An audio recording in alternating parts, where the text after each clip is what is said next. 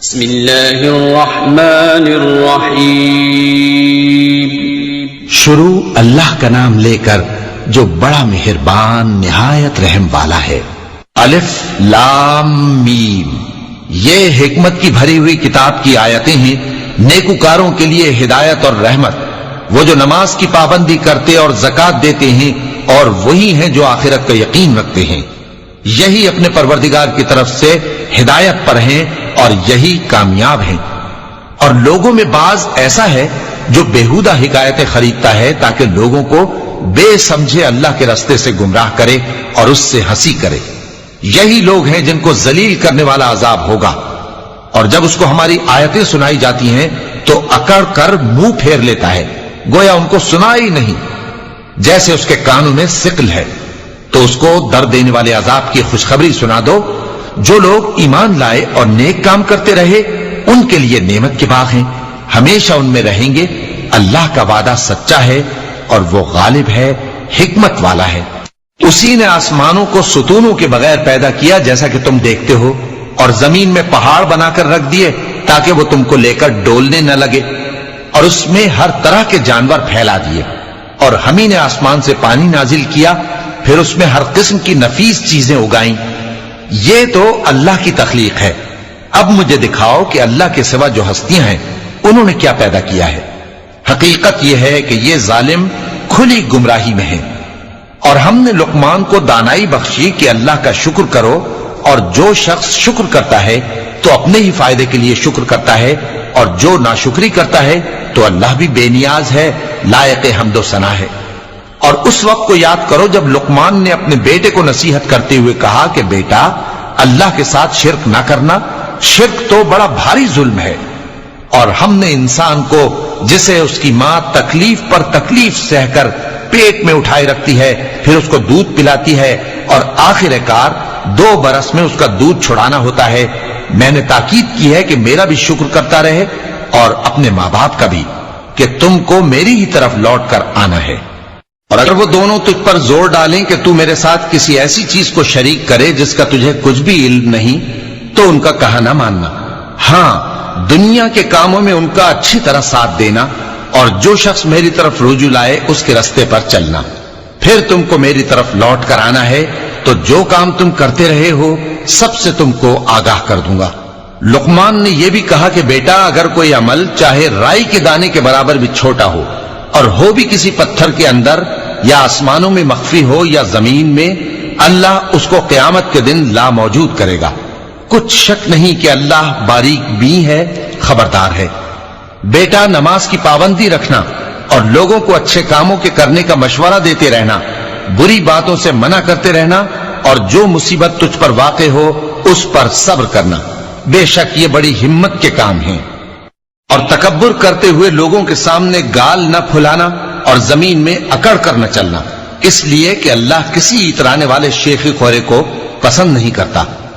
اور اپنی چال میں اعتدال کیے رہنا، اور بولتے وقت ذرا آواز نیچی رکھنا، کیونکہ بہت اونچی آواز گدھوں کی سی ہے، اور کچھ شک نہیں کہ سب سے بری آواز گدھوں کی ہوتی ہے۔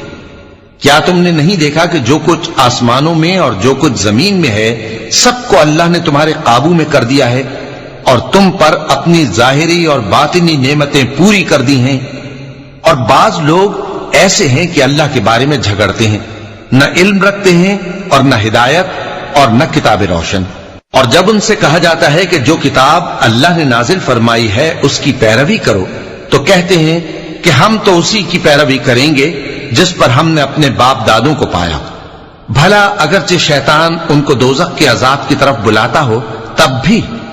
اور جو شخص اپنے آپ کو اللہ کا فرما بردار کر دے اور نیکوکار بھی ہو تو اس نے مضبوط کڑا تھام لیا، اور سب کاموں کا انجام اللہ ہی کی طرف ہے۔ اور جو کفر کرے تو اس کا کفر تمہیں غمناک نہ کر دے۔ ان کو ہماری طرف لوٹ کر آنا ہے، پھر جو کام وہ کیا کرتے تھے ہم ان کو جتا دیں گے۔ بے شک اللہ دلوں کی باتوں سے بھی واقف ہے۔ ہم ان کو تھوڑا سا فائدہ پہنچائیں گے، پھر عذاب شدید کی طرف مجبور کر کے لے جائیں گے۔ اور اگر تم ان سے پوچھو کہ آسمانوں اور زمین کو کس نے پیدا کیا تو بول اٹھیں گے کہ اللہ نے۔ کہہ دو کہ اللہ کا شکر ہے، لیکن ان میں اکثر سمجھ نہیں رکھتے۔ جو کچھ آسمانوں اور زمین میں ہے سب اللہ ہی کا ہے، بے شک اللہ بے نیاز ہے، لائق حمد و ثنا ہے۔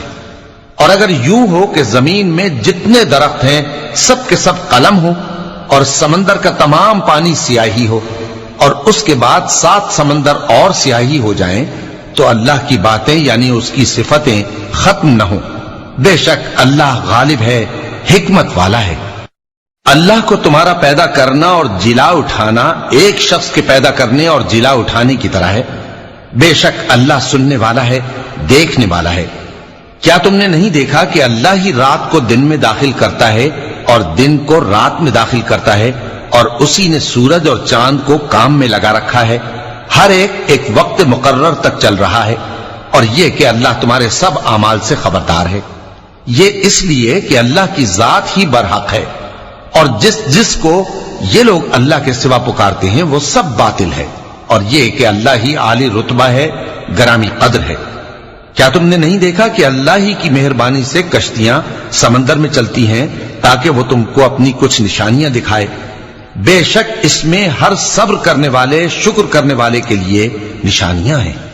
اور جب ان پر سمندر کی لہریں سائبانوں کی طرح چھا جاتی ہیں تو اللہ کو پکارنے اور خالص اس کی عبادت کرنے لگتے ہیں، پھر جب وہ ان کو نجات دے کر خشکی پر پہنچا دیتا ہے تو چند ہی لوگ انصاف پر قائم رہتے ہیں، اور ہماری نشانیوں سے وہی انکار کرتے ہیں جو عہد شکن ہیں، ناشکرے ہیں۔ لوگوں، اپنے پروردگار سے ڈرو اور اس دن کا خوف کرو کہ نہ تو باپ اپنے بیٹے کے کچھ کام آئے اور نہ بیٹا باپ کے کچھ کام آ سکے۔ بے شک اللہ کا وعدہ سچا ہے، پس دنیا کی زندگی تم کو دھوکے میں نہ ڈال دے، اور نہ وہ بڑا فریب دینے والا شیطان تمہیں اللہ کے بارے میں کسی طرح کا فریب دے۔ اللہ ہی کو قیامت کا علم ہے، اور وہی میں برساتا ہے، اور وہی حاملہ کے پیٹ کی چیزوں کو جانتا ہے، اور کوئی شخص نہیں جانتا کہ وہ کل کیا کام کرے گا، اور کوئی شخص نہیں جانتا کہ کس سرزمین میں اسے موت آئے گی۔ بے شک اللہ ہی جاننے والا ہے اور خبردار ہے۔